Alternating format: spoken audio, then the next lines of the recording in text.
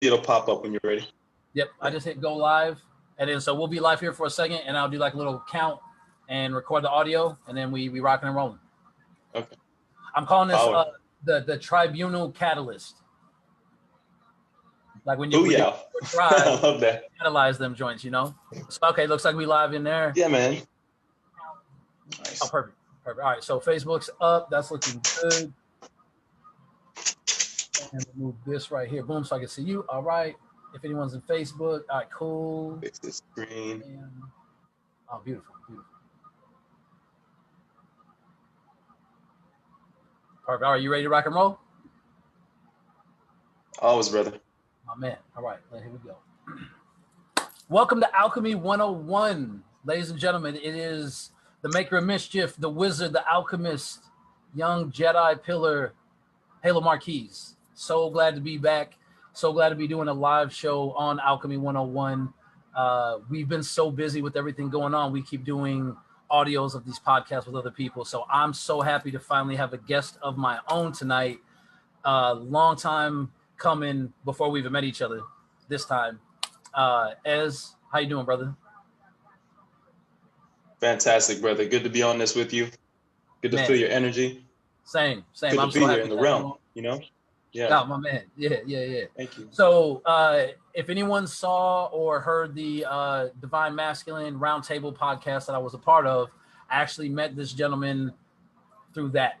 And it was an instant recognition of, man, this is Tribe from eons ago. And I was telling him earlier, I always try to feel like I'm living in a very light, illuminated space. But every time that either we connect or I just see you in my feed, like my day genuinely is brighter. So it was kind of short notice, and this man was so like gracious with his time that you was able to make it. So thank you for being on the show, man. And real quick before we start getting into our talk, if anyone does want to be able to connect with you, link up, like what's the best way for them to be able to find you on social media and anywhere else? Oh.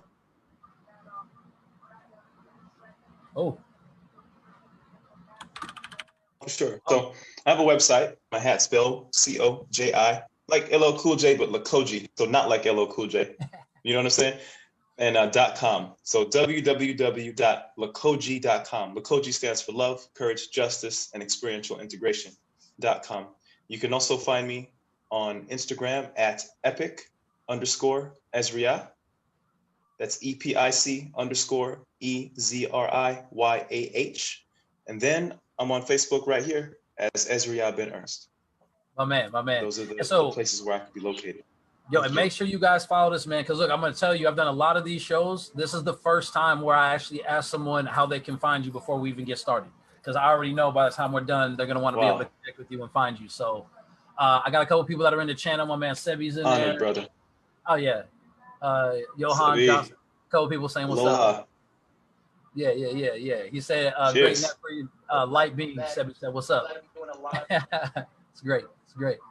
So look, usually I already have like an idea of what we want to talk about and go in, but we've just been freestyling and have touched on so many different key things, whether it's technology, mindset, just initiative in general, travel, all these different things, man. So So for you, this is why I just want to jump into it. What age did you begin developing into who you have become now? Like, has this been a lifelong thing, or was it a key component, something that happened?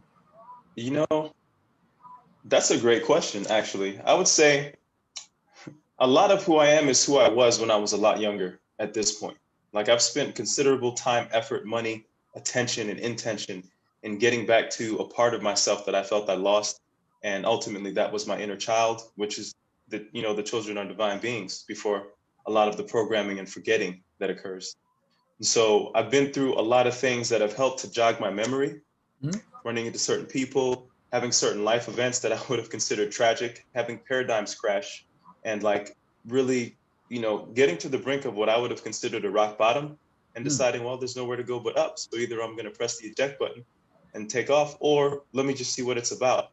And so, the biggest catalyst, I think, in recent years was a divorce that happened in 2016. And at the time, I'd come out of a religious group, And, you know, there was a divorce, there was my mother passing away. It just felt like everything was crashing. I'd become estranged from my daughter, you know, and I take a responsibility for as much of it as I can, if not all of it. And yet still, it just swept the rug from under my feet. But when I landed on my ass, I realized I still had cushioning. So I decided to get back up, and it's just been like, you know, let's figure out where I can go from here. And if I actually belong here in this realm, or if it's time to go. And like halfway through, so I was going to commit suicide and decided not to. I was like, I'll give it 3 years, let everyone else, you know, mellow out from my mother's death. And halfway through, I was like, I'm not going anywhere. Like, I'm meant to be here. There's more to see. You know, I mean, it took some traveling within and without. And I just fell back in love with what it is to be here, if not deeper in love. I rose in love with what it is to be here. And so this is where we end up meeting again, brother, after all those interesting trials, you know? Man, first, thank you for sharing that. That's a lot to navigate, Sure. to catalyze you into where you are now. And you know, at the beginning at the show, we already said, you know, you owe Tribe, and we already talked about this recognition. What you just said, and I don't even remember the last time, if I even publicly said this, but I went through a very, very similar, like, tonight when I get home, it's a wrap. Like, on my way to work was like a conversation with Source at the time, God, you know, whatever. Like, if there's a sign, tell me. And as I had my hands in the air doing the same walk to work I had done like hundreds of times in this desert area. And as my hands are in the air and nothing happens, as I drop my hands down, out of my peripheral, there's these super bright, like vibrant indigo purple flowers amongst the weeds in this desert. And the moment I saw this, like, it just struck in such a place of beauty and acknowledgement of perception of these flowers have literally been here every single day. And I've been so focused on the dirt and the death in the desert that I was overlooking this life, this beautiful thing. And literally in that moment of it's all done. Like, there's no reason. I was literally reborn in that. And after that, it was just a no looking back of, I will see the positivity in everything, because I cannot even tell you how many hundreds of times I walked past this corner, those flowers never existed. And after that, I could be driving and still see those flowers over there on the side. So I think it's really interesting that you had to get to that. I love this, brother.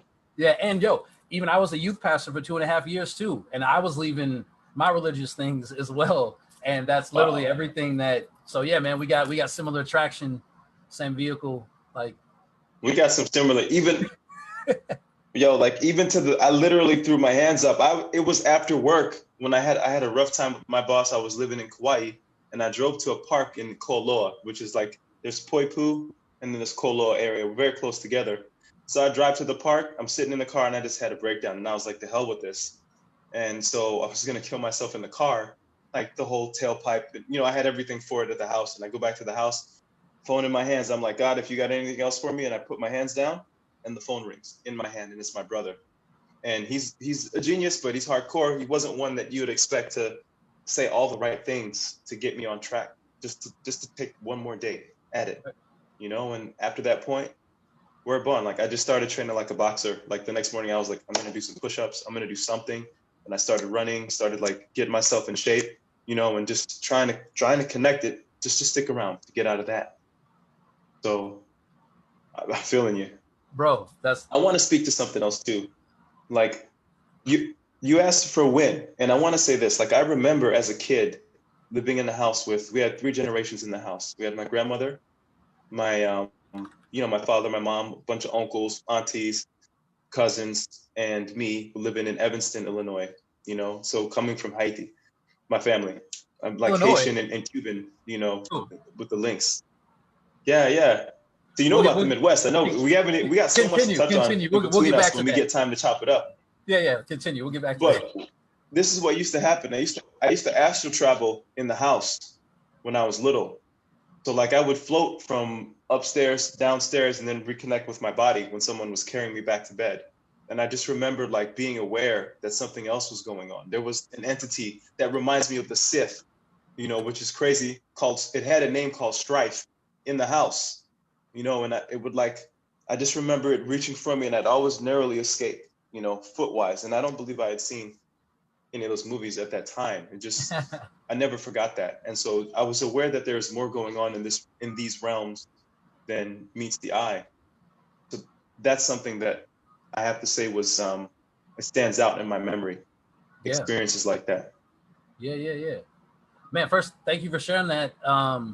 Like that's one of those like revelational things that when you have the experience, I feel so many people to different levels of intensity, different levels of expression, but so many people have supernatural type things happen to them, but because it's very ostracized, no one ever talks about it until years and years and years later, and you're trying to remember the best that you can. But I love the fact you brought that up, because I feel the times I have talked about things or heard other people, it liberates other people to be able to have these same type of conversations, right? And so this is what's funny to me. Yeah. You're saying no. Sure. So I was born in Quincy, Illinois. So we didn't even talk about this Midwest thing. What? I know where Quincy's at. Yeah, Man. My pops lives up How there right about now. that? Yeah. My father lives there right now. I went to school in Hannibal, Missouri. I graduated in Columbia, Missouri. Like Midwest, everything. That's why you good people. That makes way more sense to me now. But yeah. We got the Midwest. We got the Midwest, the Show Me State connection too. I lived in St. Charles, Missouri, which is, next to St. Louis before you get to like Chesterfield and all that, but kind of in the corner off of 70 before I moved to the East Coast. And then from the East Coast, I ended up moving to Hawaii. Dude, that's right. And you said Kauai, right? Yeah. And see, so that's another thing. My wife and I, we were married. I moved originally to Oahu. And go ahead, brother. I'm sorry. Oh, I think we might have a little bit of a delay. It's okay. But yeah, I was gonna say my wife and I, we were married in Kauai. Yeah. All right. So that island holds a very, very special place for me. And then we went to the hidden little turtle cave out there by Princeville, and that was one of the most incredible, high vibe, everything. Like even at the beginning of the year, my son Zion got very sick before they knew COVID or anything that was going on, and he was having a hard time breathing and all these things. And like it literally in meditation, I was back in this turtle cave, like communing with the spirits of Hawaii, and it was the craziest thing in the world. They gave me visions of my 3-year-old son. He was 2 at the time, like in his 30s with dreads and having the little hook thing. And he was taking people to the turtle cave and healing them and using this as a way to connect back with the planet. And it was just so beautiful. And in that time, I was like, listen, if you guys can't help me heal him right now, I don't know if we're going to get to this future. But if you can help me like offer the healing waters, whatever it is of the island, just please, whatever you guys can do, I will make sure to stay in service and bring him back. And literally the next day, like everything started like jump starting. Like he started breathing a little bit better with the essential oil stuff we were doing. But after that, like that was it, man. So I think it's beautiful to meet someone that's been out in that space and spent time there. You have. That space has worked on me. I've had a really transformative experience. Even, the name of the thing is Lakoji Gatherings, right? Lakoji Transformative Gatherings. Gatherings is like Oahu, like the gathering place, So Hawaii, having spent time in Maui, Big Island, Kauai, I went off grid in Big Island for a time, in Pahoa of all places, and that was an experience. And so like the island's energy will catalyze things in your life. I feel like I tell people I was born in New York, I was raised between Illinois and Florida, but I became a man in Hawaii, and I stand by that. Hawaii like did work on me, and I feel like I've been rebirthed so many times on that island. Yeah. The islands, I should say. Yeah. Oh man. So look, you touched on something I wanna kind of hone in on a little bit. When you talk about this, like being reborn, like I had mentioned that as well. In my experience, I've done it many times, and it starts off very painful, right? Like you really feel like it's not even just the ego death. Like you feel like a part of you is going away, and it's the most terrifying, painful, wrenching, everything. But for me, at least every time I've learned to surrender into it, immediately like the most glorious, beautiful, impacting, important, positive things start to bloom from this space. And I feel like so many people that have gone through this process but get to that point, instead of letting go, like grasp back onto this little, what feels comfortable but it's making them miserable. So since you've done it so many times, like I've talked about some of my methods, whatever, but what did you find that worked for you to rebuild every time? Like when you felt this thing was going away, was it a conversation with someone? Was it a physical workout? Was it a diet? Was it meditation? A combination of them? But like, what was your, I call it the Jedi mind trick to get you from here to. Okay. Perfect. So you know what? As of recent, I've been thinking like the cultivation of grit, you know, on this journey, we're picking up so much. And so the lessons that you take, I keep asking myself, have I learned the lesson? And I started to notice cycles. You know, things keep coming back into your life to see if you've learned the lesson. And so it became a matter of being willing to pass the test. Some of it I wasn't paying attention to, but the helpers come from every direction. The last craziest trial that I had, you know, I realized the help was coming through people. They didn't even probably realize what they were saying or what was going on.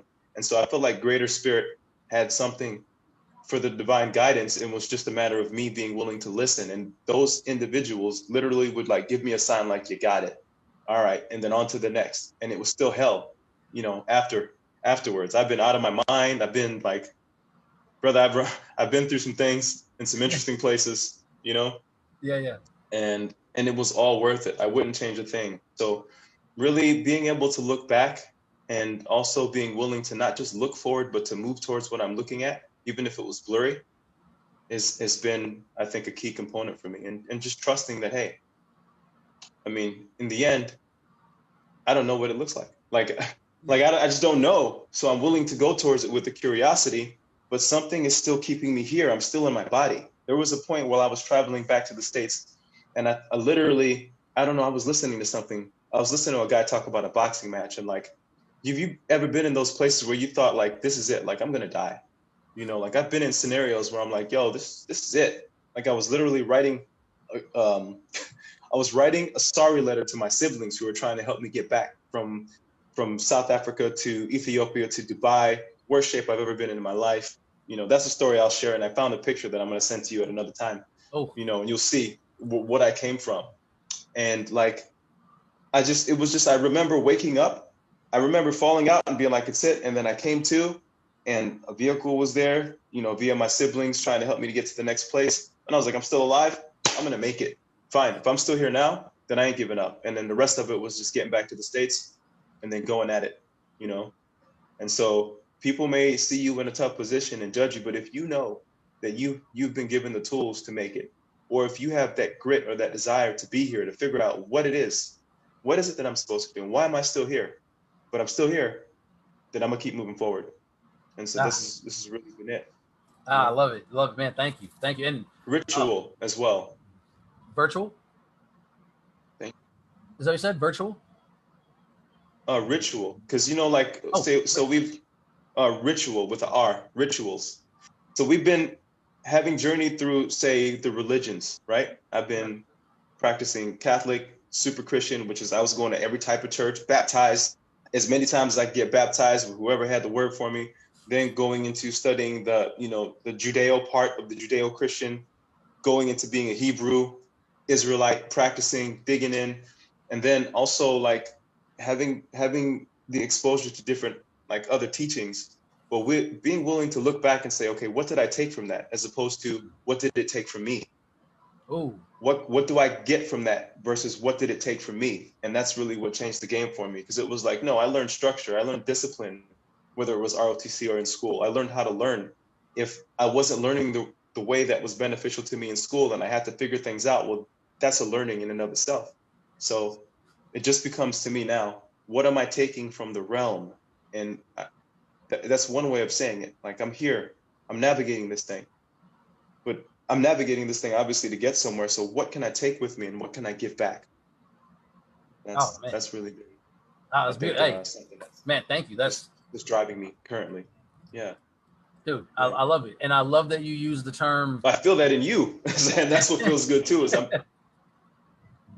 Yeah. Thank you, man. Thank you. Yeah. And really, yeah, that's a couple of things. Like, I love the fact that you use the term ritual once I realized that's what you were saying, because we talk about this a lot on the show of having these routines, but in a ritualistic manner. I feel like so many people have been disconnected from the ceremony part of being spiritual because of negative experiences they've had in other religions, or the way that it's ostracized or has a taboo to it. So when I've talked to people sometimes and like, oh man, I'm at home on the full moon, I got the whole ritual, I get my crystals out, I get my tea, I'm out doing this whole thing, and they're like, what now?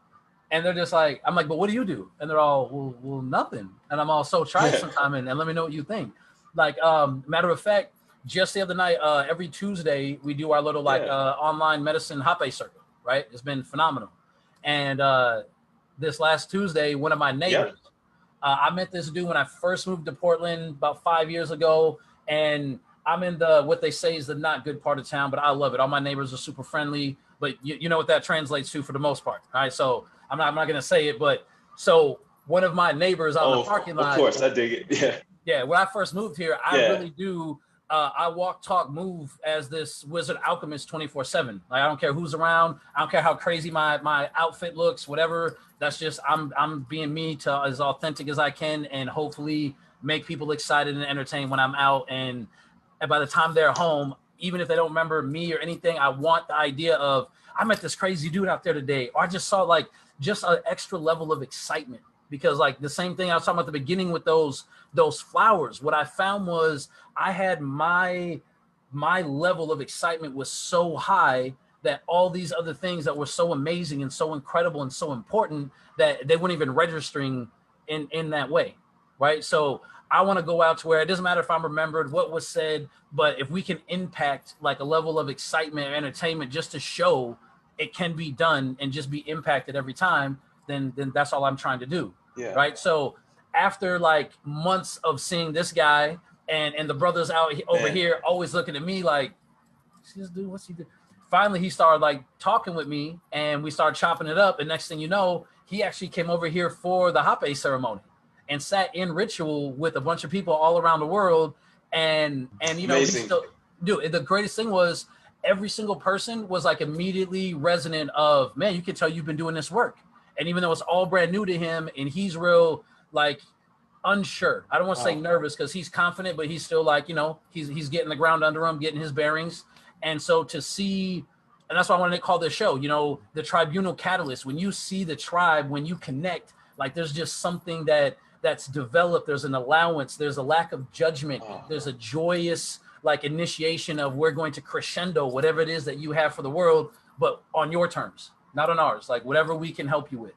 So it was amazing to see him come after years of this version to sit in ritual and then be like, I literally felt those people. Like I felt like I was in their room. I felt like I was in their room. And to have such a explicit, like real tangible experience just the first time being in ritual now was brought up like, man, I think I want to talk to my wife about this and maybe get the kids involved. And so I think that's such an important thing to not just have the ritual, but how you're talking, like being able to express it, being able to talk about with other people and to stay in that space, because the version of what's normal right now is very below water, right? And we're just trying to give people as much oxygen, as many breaths as they can until they're up there walking on water like we're supposed to be doing. So I love that you use those terms, man. That's huge. That's amazing. It resonates well. Thank you.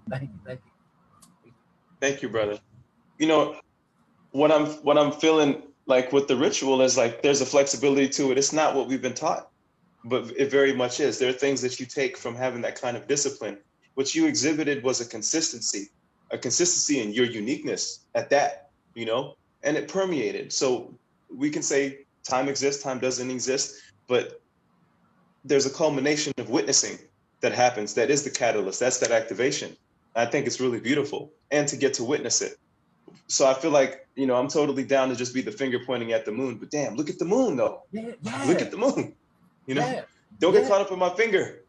If you do, fine. Look, I'll pull it in. Just look, right. Yeah. No, and see, and I love that. So man, thank you. So look, I gotta touch on this. That's such a man. So when you're talking about pointing at the moon, don't worry about my finger, right? I think this is another one of these like really big gems that we can give people right now, right? Whether they're listening on Artists First, they're seeing it live, they're seeing it, whatever it might be.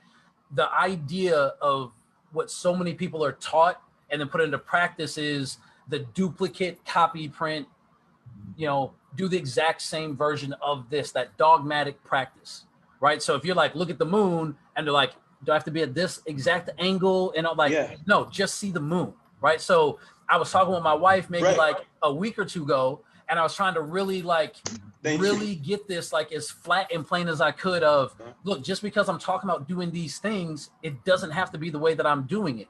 And she looked at me like, what do you mean? I was like, listen, here's a piece of paper and a pen. I want you to draw a square for me really quick. And she looks at me and she starts at the top and goes to the right, down, bam. I go, okay, now watch this. And I take the paper and I do it the exact opposite of how she did. And I go, so look, I didn't do it your way. You didn't do it my way. We both have a square.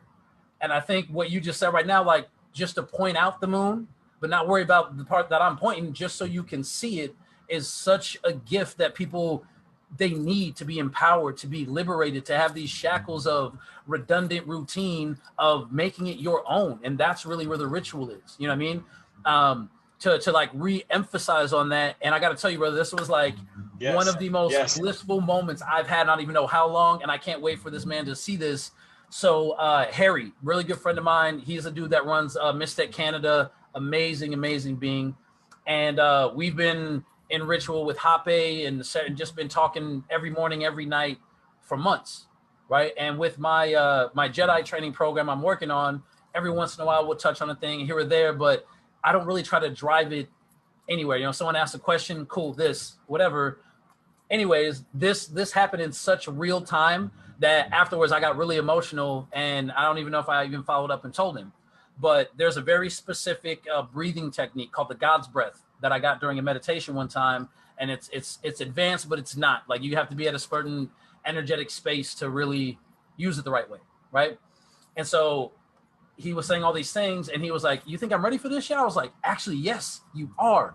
So let's do it tonight. And this what I'm talking about. When we're talking about making it your own, right, and recognizing the power that you have. So I walk him through my version of it, and as I'm giving him every one, he was like, okay, all right. And he's getting it. I'm like, all right, cool. And I'm just like so buzzed. This is the first person I've ever taught this like technique, like really too. And as soon as I'm done explaining it, he goes, okay, so I'm actually going to take out this part and this part and this part and this part, because for what I want, I'm actually going to put these words in there instead. That's better for my blueprint, for what I need in my coding. I was like, yo, thank you so much. Like I was more excited for him to what an awareness. Yeah. And so, and in that you saw the excitement come across him, and what I would call the soul recognition of I am this divine being that knows exactly what I need. And if just all of us, I think, could get on that page instead of what everybody else needs or what everyone else is doing, we would have just such a amazing blooming of flourishment and nourishment for so many people, because we're getting in touch with what is harmonizing for us.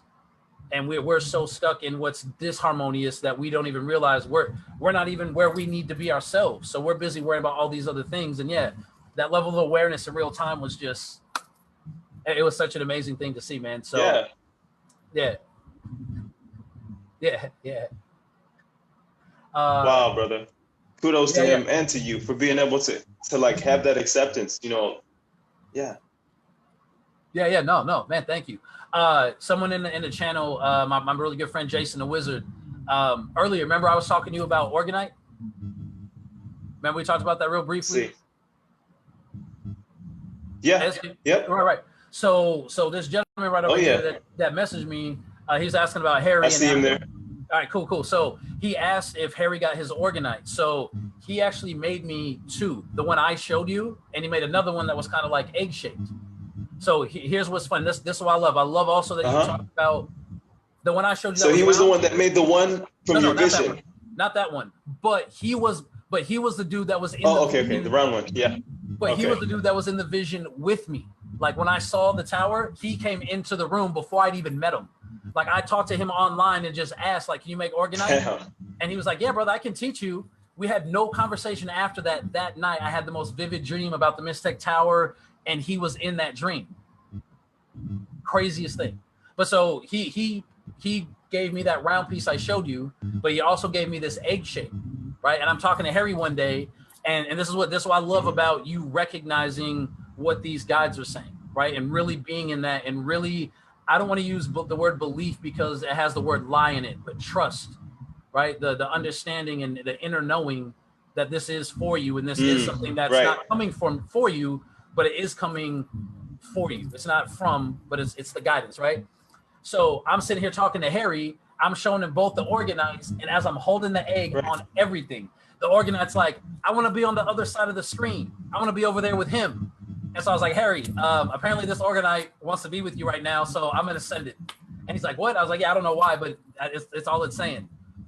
I cannot tell you the level of joy I had when he called me on video, and it was literally on the other side of the screen in the same spot that I was at going, I remember you. You want to be over there. Check you out. How's that?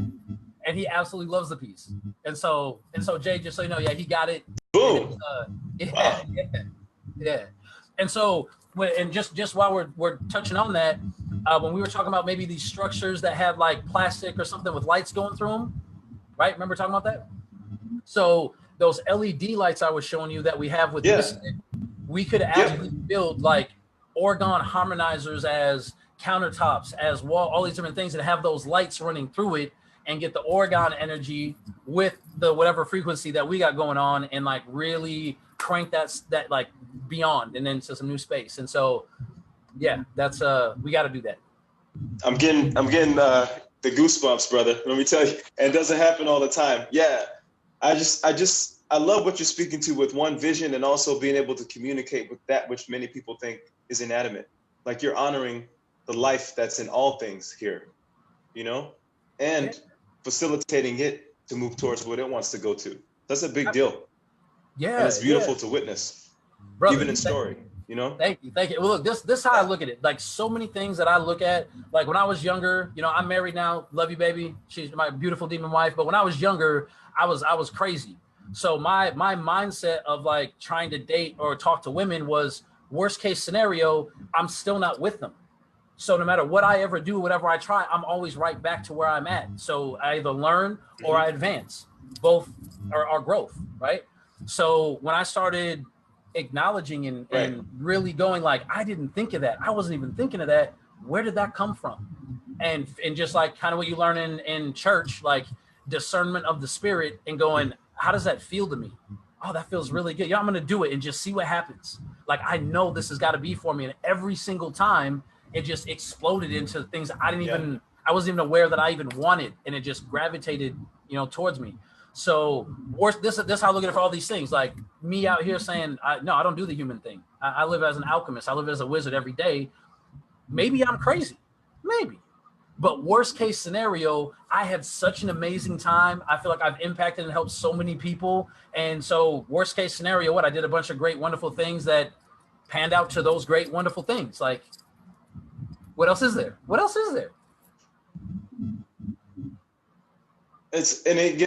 It brings it back around to how you draw the square, you know? So I was thinking today after we talked, I was like, the reason I was crying, I did cry. It's cool, but just because I was so excited, but also because I could feel the impact of what you've been working on and what's been working through you. To think, you know, like we're walking around here with software and firmware, right?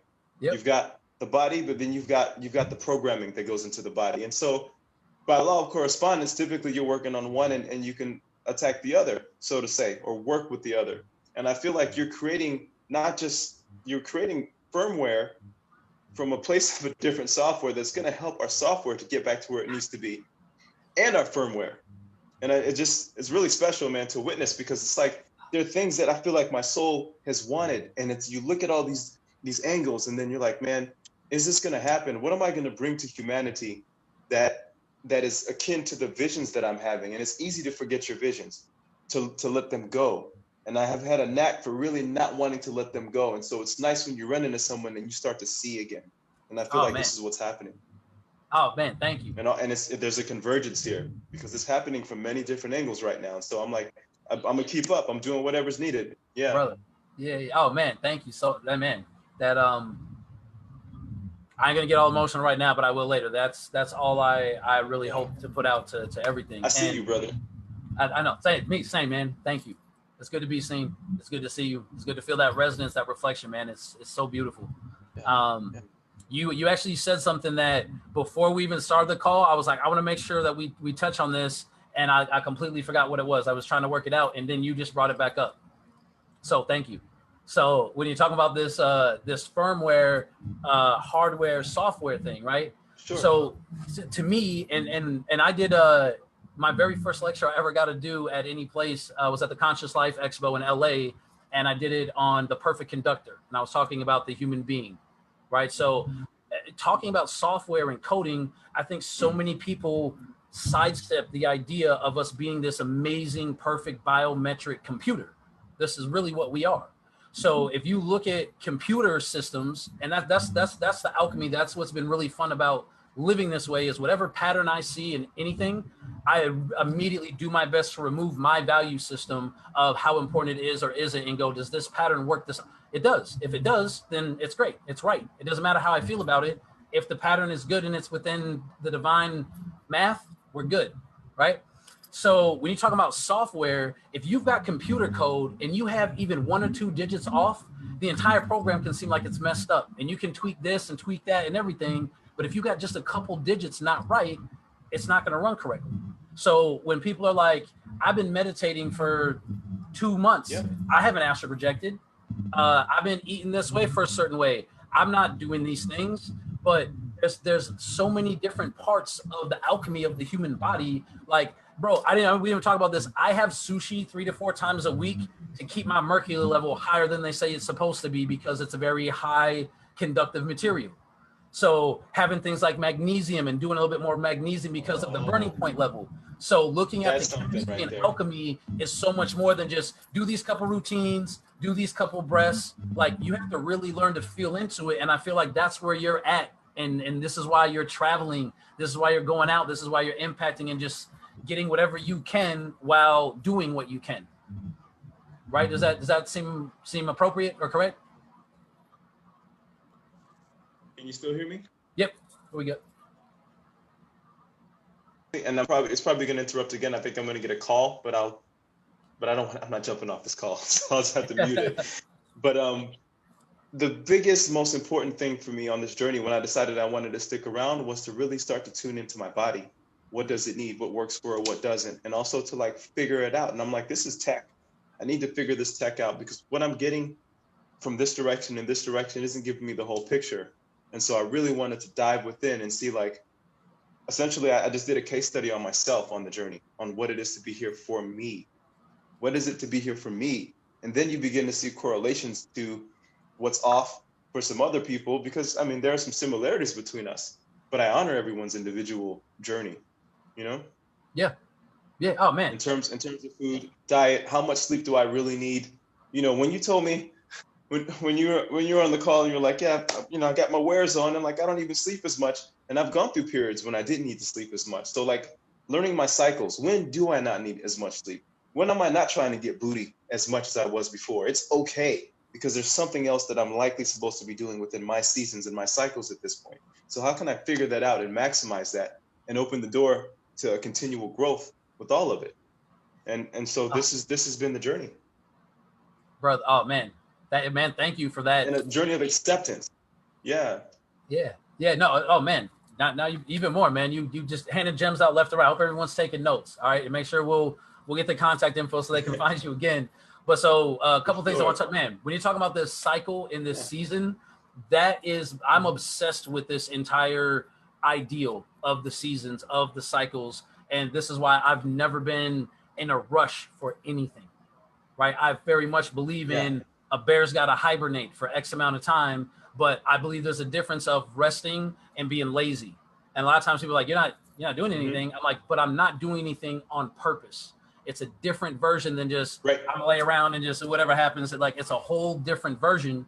And so getting into that cycle of, I realized I don't really need to sleep. Like, I sleep 2 to 3 hours a day almost my entire life. Like, every once in a while I have a time where I'm up for 3 to 4 days, or I'll crash for maybe 12 hours. But on my norm, and everyone's like, you can't do that. That's not how you're supposed to be. I'm going to be 40 in December. And the last time I did my blood test, they thought I was in, like, my blood test looks like I'm in my late 20s. I'm like, I don't sleep. Badass. I barely eat. I'm very excited. I drink, alkaline water. Excuse me. I sun gaze. I do my plant medicines. And I've just learned what works for me. And I actually learned what works for me from an outer point of view. Like now I'm very much my inner self and go from the inner out. But again, I like to find the patterns. So check this out. I've never actually explained this before. So I would love to have your feedback on this. Just because I'm looking at this monitor right now. And before I called you, I had to turn the brightness down. Right. So what I started doing for all of my processes was extremism. So any scenario, any situation, I'm like, if it goes as great as it possibly could, like if I turn the color of this screen and the brightness all the way up, is that good? Is that too bright? Or is that great? If I turn it all the way down, what's the worst thing that could happen? Is it really that bad? Can I still see it or not? And between those extremes, it's very easy to find a happy medium. But before I started doing the extreme version of this or that, then I was way more personally objective of my agenda and what I wanted, right? But the moment I'm like, man, if it goes that good, all these other things are going to come. Do I really want that? Man, probably not. All right, well, it's really bad.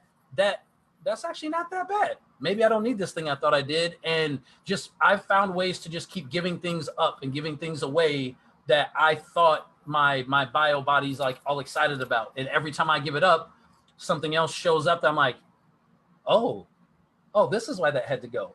And that's why that alchemy mindset that I talked about with Jesus and Mike is all the bad stuff. I usually get just as excited as I do with the good stuff, because I just know it's creating this pocket of I don't know what, but I just know that I've learned to be capable, after being at that rock bottom spot and rising from there. Like after that, whatever you got, let's go. Like let's do it. Let's alchemize it and keep it moving. I love it, man. Yeah, it's great. Before I hit my rock bottom, I mean, I navigated with depression and being suicidal when I was a kid, but that was just more so from a feeling of being alone and not like really knowing what to do, feeling like I didn't have any options per se. But on the flip side, I started to smile when you mentioned extremes, because that's what I've done. Even through the hard times, I smile because it's been an opportunity for me to see my extreme, my new stretching point. Because typically the day-to-day, you're not really being pushed to your extremes. So once you get to touch your extremes, and you also know, like, you could probably go further. You could probably go further than what you've tasted as an extreme, And it's like, this ain't so bad. It's really not. And so that's helped me to be what I used to say, I'm trying to be an Optimus Prime, like Optimus Prime, but an Optimist Prime. Like I'm trying to have the Matrix up in here, just open it up and help Rodimus out, put it back, come back as a Prime, focus on like things could be really good. The bad is good. Bro, what you know about Rodimus Prime? That's how I know we family for sure. You know about that's that, how you know about the Transformers. All right, the first time I knew about death, two things. First, it was like Optimus died, and I was like, death, and then he came back, which is great. So that was really nice. Yeah, like as an adult, I bought the video, the Transformers videos, and cried all over again. Then my grandmother passed away, and I was like, maybe she can come back because Optimus came back. So it's like, it's like flipping it around and saying, things could be better. Yeah. Oh, I love it. Yeah, I know a little bit about Transformers. I'm 80s baby, man. Yeah. Same. That's great. It's great. So just because we mentioned that, I want to touch on it real quick. So I'm also like a huge anime nerd, like and then some, right? Nice. And I offer this to like anyone I know that's going through their growth. If they haven't touched on these things, the level and depth of things that are revealed in these shows of what's actually applicable. Like my 13-year-old, he's already saw like, Avatar: The Last Airbender. But last night we were talking and he was like, I don't remember the part where they talk about chakras. And I'm like, what? I pull the video up and next thing you know, like 30 seconds in, he's like sitting there. He's going through the whole everything. And it was just an amazing thing to bring him in and be able to show a cartoon that breaks these things down. And so that's been another huge key for me is right when I guess started this awakening or whatever you want to call it, right? My family is my family. And I'm like, this is amazing. I don't want them to learn these things I learned when I'm going to do this all the time. And so it was really a catalyst for me to expand my own knowledge, expand my own practices. And I've noticed, and this again, why I want to call this show like the Tribunal Catalyst. Every time my tribe has come within my proximity, something has ignited, something has sparked. And I really hope more people can be looking for that and be in recognition of that and really connect instead of just like, bro, me and you could have done that one little interview and that talk that we did, and that was it. But both of us were like, nah, I need to talk to him. I know. There's something we got to do. We got to get up together, man. Like, I was like, yeah, brother. You know what? I saw you had the hat on, and I was like, yo, my brother, I don't know if you can see behind me. There's my fedora on the bed. Oh, yeah. Hey. Love it. I was like, oh, we're hat brothers. Yeah. It's on. Yeah. Now look, even talking about that, so that's a very synchronistic thing, because to be honest with you, I just stole that hat from my wife like 5 days before I did the show. Right. So I had these dreads for real. Look, I had these dreads for like 4 years. And in January, I realized that the shampoos and the silicone and all these things I was putting into my antenna were now allowing them to be the receivers that they needed for all these other higher realms and dimension, all these things I want to be in tune with. So I shaved everything off, all the way. And then I made like, again, I'm a wizard. So what oil would a wizard use? Castor oil. Right, it's right there. Why would you not? Castor oil, right? Yeah. So I made like an thing that's used a lot in Haiti too. It goes by a different name. Yeah. So I made like a whole new hair tonic with the castor oil, with imprinted amethyst powder, with ormus, with C60, with chlorophyll, with all these all these things to supercharge these things, and was putting them on, letting them sit. And from February till a week ago, I just finally grew enough hair to get my dreads put back in. But you know, when you get to that in-between phase where you hate your hair and you don't know what to do with it. So I saw my wife's hat and I was like, you know what? Give me that. And I put it on. I was like, I rock this for a couple of days. This will work. And then that just happened to be that divine timing. Bro, like divine timing. Like, yep. And I think that's, let me ask you this. This is actually a very important question. I don't think I've ever really drove enough. And I want to do better at this. How much do you really think about the past, the present, or the right now? Like if you were looking at 100%, where would you say a percentage goes to the past, to the now, and to the future?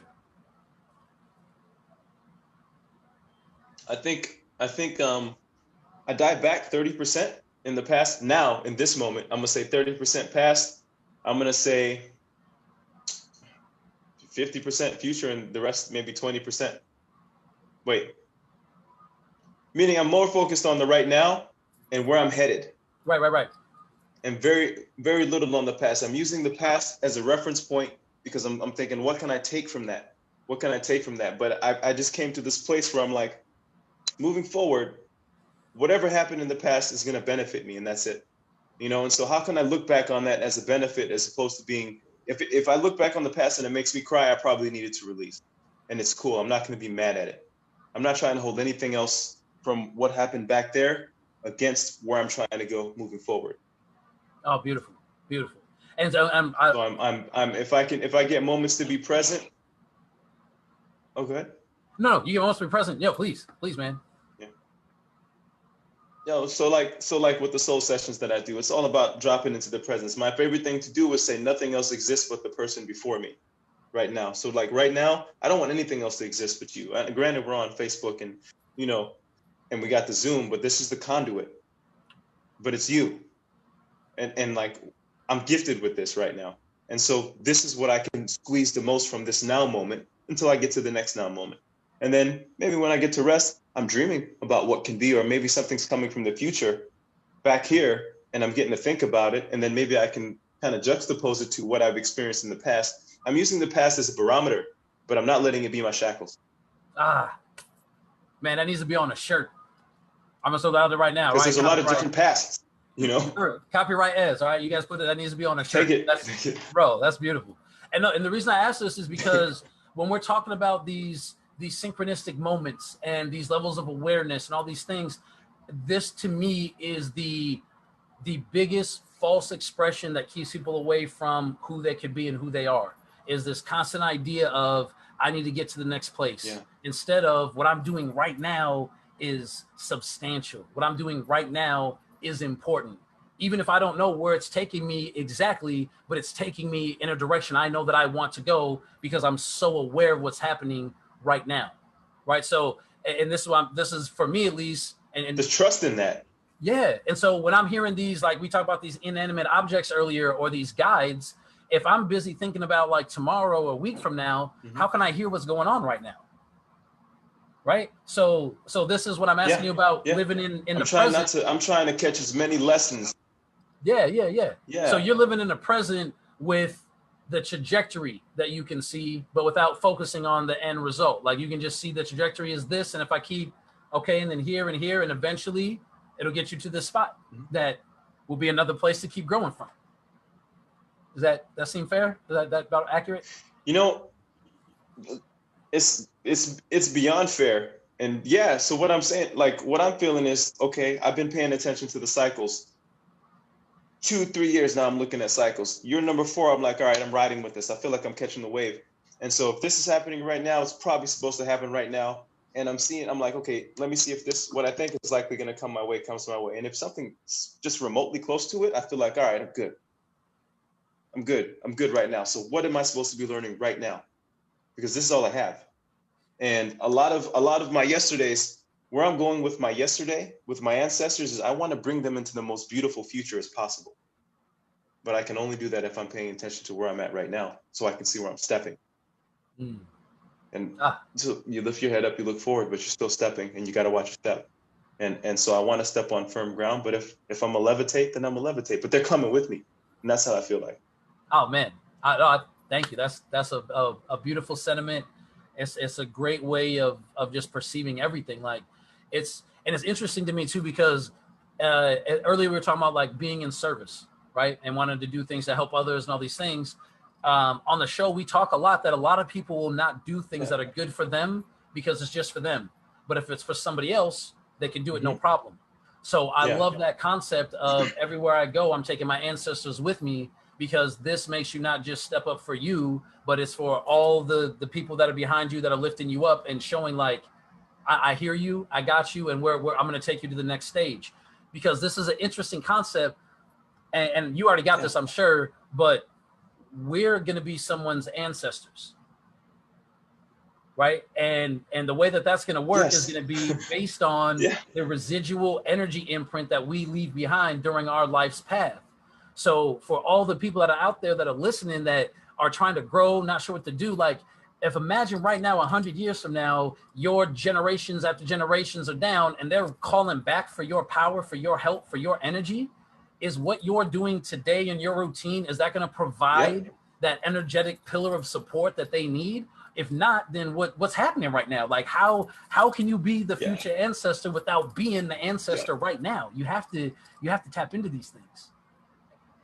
This is what I've been thinking about and really working to cultivate at this point. You know, looking at the virtues that were espoused by those who came before me. How can I take those virtues and really embody them, and then take them to the next level and not be trapped by them? You know, there's like discernment that's necessary for all this, but we have what we need to discern. If we really have everything we need in every moment, then let me give. I can give now everything that is me to everything that's needed as well.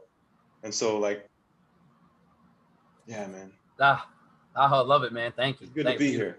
You know, I'll share this. I did a journey. Thank you, brother. I did a journey some years ago in I guess the first couple of the first portion of my journey, if I was to split it into 4 parts, right? And that was with the 5-MeO DMT. And so when I came out of this explosion of everything that was, and then coming back and realizing, look, all this is here. And it's like I could really feel the connection between everything. I felt it in Vipassana. I felt it in different practices that helped me to navigate that space. But like really coming back into this density, I was like, everything that we do here is important.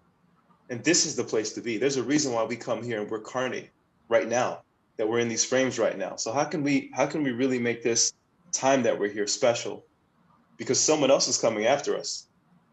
And they're going to take us to the next place. So how can I get myself in the rhythm of moving towards the next place? There's great characteristics and traits that we have. And they say the apple doesn't fall far from the tree. So let me be the best damn tree possible. So the apples that fall from me can take me to where I need to go. Thank you for that, man. It's like we're raising each other, as opposed to like your parents come through. Yeah. Yeah, I mean, I realized something recently. I was looking at the relationship between my father and I. We've gone through so many things together. Things maybe I was thinking he never knew about. Who knows what he was thinking about? I couldn't know. But what's changed in our relationship is there's this mutual respect that's really always been there, but that's evolved over time. But what I've come to is we're both raising each other. With all due respect, he's come before me, but there are ways that he's learning from my willingness to be bold, my willingness to stand up and love, my willingness to bump my head and say, look, just because I bump my head, that's not the end of it for me, Dad. Look, watch. And then things come around and they learn. He's willing to learn and to look and to honor me. And I do the same. And so it's like now I'm recognizing the feedback loop that's been broken, or at least not, I don't know if I want to say severed, but it's been made hazy. And I'm just trying to clear that up so that we can all move together. So my living ancestors come with me as well. I'm not just waiting for the ones that have passed away because they're holding you up, but you can hold me up, and I'm going to take your hands, and we're just going to move forward like this, hand in hand. And that's what I'm feeling. And so this is how I'm trying to navigate. Oh man, I love it, man. I'd say you And could so probably teach now a that whole opens class on us that. up to gaining some of the wisdom that they've prepared for us. Yeah. Yeah, no, hey, absolutely, man. Yeah, I'd be down. yeah, for real, for I'd real. be down. It's just my experience currently, and I'm looking forward to connecting more. I feel like, yeah. Yeah, no, I love it. I genuinely like that's. And I gotta say, man, real quick, I just have to throw this out here. So, me with my mistech and everything, I literally have this alchemic science vernacular because to me it's the same thing. And so all night while we've been talking, I'm gonna go back and watch this again. And anyone, if you're hearing this now and you haven't already caught it, please go back. The way that you speak is how I know without any question in my mind that we are tribe, we are kindred. We've been doing this a long time because you're using words like conduit, right? Cycle. So, and that's what I'm saying. You can take these same words that you see in electronics, in programming, any of these things, and apply those exact same ideals, words, everything to what we do, and it simplifies what we're capable of, who we are, what we can do, right? So the idea of grabbing on and going, you're coming with me, right? Just like any other system, you can plug something in and now that program is going to be a part of the other program. Like we have these subroutines, we got the regular routine, we got the full operating system. But what's interesting to me is that I think that operating system is where that whole Agent Smith syndrome comes from, right? If that operating system is a level of consciousness, right, that does not want to be unplugged, the moment you start bringing up a routine, an idea, anything that could potentially look like a virus to this bad operating system, then the antivirus so far all comes out and it's like, no, that's not real. No, you can't do that. But once you navigate through that, everyone's like, why did I even have this operating system? Like, I'm going to keep it over there, like you talked about, in a box and go, I remember when I used that operating system, but it's not for me anymore. And it's such a beautiful thing to give up those routines that you were so sure were the ones that were working, right? You're so sure. And even probably where you at now, I know me, I'm just trying to see, like, Go ahead. You're trying to see. Yeah. No, I'm saying like I'm trying to see what programs work for me and what don't. And so the discernment has been really feeling like what's good with my system, really being able to communicate with the system. And I'm still on the path, but I'm also willing to defrag. And I feel like a lot of those things that sit you on your ass, it's just a moment to defrag and then to come back together. And so like the new formula that's been coming to me is like intimacy plus coherency. The output is impact. But now what's the intimacy is just recognizing the closeness between all of us. The coherency could just be focused, right? Like a laser versus the 5 watt laser, 5 watt light bulb. Light bulb seems kind of dim. Laser's burning a hole through your arm if you're not careful, right? Right. What's the difference? It's the coherency. So now we speak the heart coherence. It's the same thing, right? What is it that you want? What is your intention? That's the coherency. That's the focus. And so it's like all these things are just plug and play. And I'm seeing, okay, it's just becoming more clear. And I love it. And I'm really appreciating being here. And then now when you start to connect with people, it just feels like things are falling in line. Yeah. Oh man. You literally just gave us so much. I don't even know where to start, man. Like really, every single thing there can be researched. Every sentence to everything you just said. And I'm going to point this out real quick because again, I'm gonna go back and show my wife these things. I use the term defrag like 2-3 times a day, and I've never heard anyone else say it until right now. And so that's Okay. you have no idea. I'm going crazy. But yeah, Yeah. and that's the thing. Like you look at your computer, and when it starts getting bogged You're my down, brother, like man. Yeah. you know, you got to shut it down for an hour or two, whatever, let it defrag, and all of a sudden it's back. And so I feel like, you know, things like this Hoppe, things like microdose and psilocybin, but I've not got the 5-MeO DMT joint yet. I've only done just the regular Yes. DMT. And I'm really excited to experience that. But I felt like each one of these different Well, medicines or practices are like a different elemental version of the defrag, right? Like if you do shrooms, you're stepping into the spirit world on the earth yeah. path, as to where if you're using ayahuasca, you're taking the water path. You're still getting there with the way that you're going. So the scenery is real different along the way. Your vibe's real different. But it's a beautiful thing to be able to do. So for the 5-MeO, I imagine this is like beyond a defrag. This has got to be like completely wiping the slate clean and then rebuilding it back to the way that you want. Is that accurate? What I saw in the 5-MeO when I went deep, I had a partner who had another person take me with me, and the medicine said get more from her. You know, so I was like, hey, the last time I remember I was in session, and I was like, hey, the last time I had session, I think I had more than this, and she was like, oh yeah, and so the person who was administering gave me a higher dose, and then I went in, and I literally saw my body like it looked like a computer chip, and it was being filled with gold, like gold was coming up. You remember in the X-Men with Apocalypse, like how the pyramids were basically like computer chip being activated by the sun. And then all of a sudden it went down, and so like it sounded like Tron, the movie. And then all of a sudden I was just looking. They were singing to me. It was one of the most beautiful experiences I've ever had. But I could see my frame, and it looked like a computer chip. And I'm like, this is a software upgrade. And I journeyed that year with Iboga exclusively, with psilocybin for just about a year, right? Consistently. And what I knew was I was upgrading my software. The Iboga I was using to reset my nervous system, right? And to expand its use, and also just to help with cancer. Like, so these medicines, these consciousnesses reach out to you if you listen. It might not be the same for everyone, but something in this realm is reaching out for you to help you get to where you need to go, especially if you set the intention to be open to the guidance, and don't make it a thing of addiction, because the other side is consciousnesses want to go somewhere too. And so I just set the intention to work with it and to thank it and have reverence for whatever I was working with, and allow it to do what's needed, you know, for the progression of myself and the consciousness of the medicine. Oh. So I kind of got introduced to a lot of it in a short amount of time, and kind of went in because I'm a person of extremes. And so I didn't have the term flow state, you know, like I came into that term, but I was already trying to navigate what is it to be in a flow state with these, you know, whether it's being on a heavy dose and surfing and seeing how to navigate my frame. And so I've had some interesting journeys. And then I've gone for a long period of sobriety. I haven't worked with any medicine in a long while now. You know, it's been almost close to a year at this point. But that time is coming, obviously. Yeah, you have Hoppe in the mail on the way. We are medicine. And I think that's what the medicine tells you.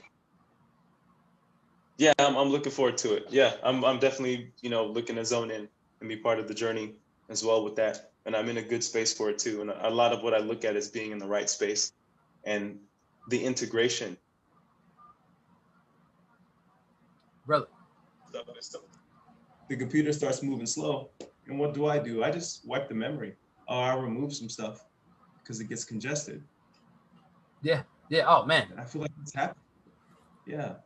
Yeah. Get it back to its original operating way, you know? Yep. And there's options on the phone. Go back to reset to the default. My question has been, what is my default? Because I feel like it runs a lot smoother than what I'm running right now, you know? Yeah. I can't remember the movie, but I reference this a lot. It's like a martial art movie, and the dude's getting whooped left and right. And the guy says, too many minds. You're minded this, you're minded this, you're minded this, you're minded this. And I feel like that's what that slate is. And that's why I talk about so much, like trying not to have a value on anything, because then it's like, well, what about that? Or what about this? And then it's really difficult to navigate just from a wholesome place of true honesty. And I think that's the other big thing, is because we go through life feeling very incapacitated. We're not really empowered unless we have our significant other, or we have this piece of paper, or we have this career, whatever. But just the self by the self, we don't get that. So when you can operate from a place without, well, I'm doing it for this reason, but it feels good no matter what. That's where I feel like you've really made it. And so many like masters that would never consider them masters because it's never a real thing. That's kind of how they all operate and look at things and where they're directed. And I think that comes back to what you were just talking about with doing these other things and having sobriety. I think so many people forget all these other things that we're doing are actually really drugs versus medicine. I mean, at the end of the day, whatever you have in your experience, whether it's a song you're listening to, it's something you saw when you drove by, these are triggering chemicals in your brain. They're triggering a reaction. So if it's not taking you to a healing place, then it's not a medicine for you. And so setting that intention of, you know what I mean?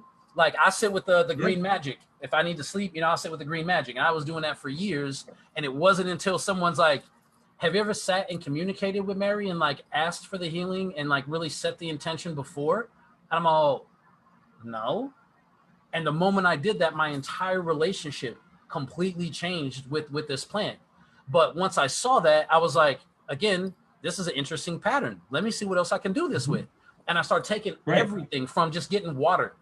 And while I'm getting water, setting that intention of this is going to be a medicine. And when I go outside, put my feet on the ground, on the grass, in the sun, this is going to be a medicine. And doing it that way, every single thing makes me feel fed. Everything makes me feel nourished. Everything is something to dance and twirl and frolic. And you'll get back to these old, just earthly ways. Like, how do we not do these things all the time? And so, man, I'm just looking forward to like being able to speak about this because a lot of the folks who I've wanted to help, this sounds so far out. And it's nice to have someone who's actually cultivated things that are more simple than the explanation. You don't need an explanation. Just wear this and see what you feel. What do you feel? And then you can look for the articulation of what you've experienced later.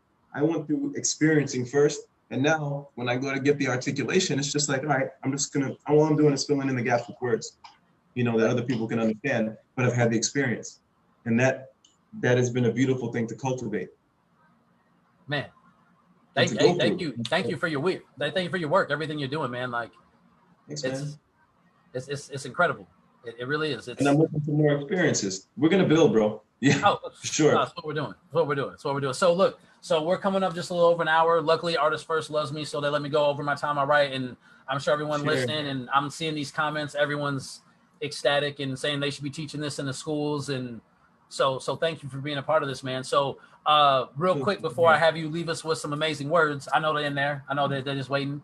One more time, where can these people find you? What's the easiest way to connect? And I can't wait to get you back on the show, man. We got more diving to do for sure. Brother, we're gonna go so deep. So one, I just thank you.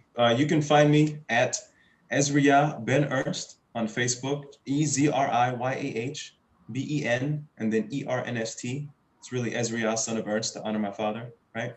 And then on Instagram, it's epic, EPIC _Ezriyah, EZRIYAH. Excellent. And then, you know, Lokoji.com, www.lokoji.com. I love it, man. I love it. Yeah, thank you. Awesome. Thank you. Yeah, man. So thank you so much for being on. I can't wait to have you on again. I'm really excited for your travels and for what you're picking up along the way. And I feel like I have a lot to learn from you still, man. So I'm really excited to just get some little cliff notes here. Yeah, man. Thank you. So other than that, do you have any final thoughts or blessings, routines, anything to leave people out there? I think there's a lot of stuff that we've been exposed to that seems hokey.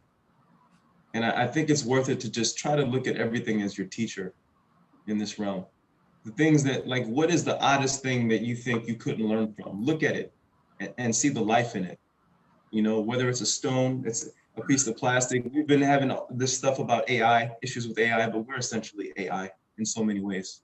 You know, so one lesson I took from The Matrix, the movie, the third one, was that, you know, I felt like Neo made peace with it in order for everything to move into the future. Why not do that? Like, why not take the opportunity to make peace with everything in your surrounding? Because either we're going and we're coming back for some reason, or we're all headed somewhere. Either way, you got nothing to lose by trying to see what you can learn from everything, even the inanimate things, because everything is based off of you and is a reflection of you. That would be my parting words. And this is actually, I'm just speaking to what I'm working on myself. So yeah, no, and thank you for we'll that, man. get there That. Oh man, beautifully said, beautifully said. And honestly, the fact that it is what you're going through is just equally as impacting and important to me, because there's a lot of people I speak with that you can tell they're just, and it's okay, I don't mean this from a judging point, but just regurgitate something they read in a book somewhere, and that's not the same as living it and experiencing it. And this whole talk, you know, we've been a little bit over an hour. You can see this stuff all over you and every part of your being. And so thank you for imparting that last bit of knowledge. And I think that's huge, man. Thank you. Sending you so much aloha, brother. It's really good to be on here. It's good to know you, and it's good to get to share this time with everyone who's tuned in. Awesome. Sending you all the best high vibes for sure. Beautiful. So I'll do our little exit out for everyone on Artists First, and then I'll stay connected with you, and we'll wrap it up off. But so guys, man, Ezriyah Ben Ernst, beautiful being. Thank you for being here at this time, space, and in this plane. We're going through big shifts, and I honestly feel I speak for everybody that we need you right now, man. So thank you for being here to offer what you have. Thank you. I received that, man. Absolutely. Thank you. So guys, check him out, follow him, go back and rewatch the video. If you miss anything, get some good notes. And I'm Halo Marquise, the Alchemist. This is Alchemy 101, reminding you to acknowledge your lead and transfer it into gold. I love you guys, and I'll see you next week. Have a great night. Love you guys. I love it. Amazing, brother. Oh, here we go. Hold on. I always forget how to do this, guys, but this is the fun part too. And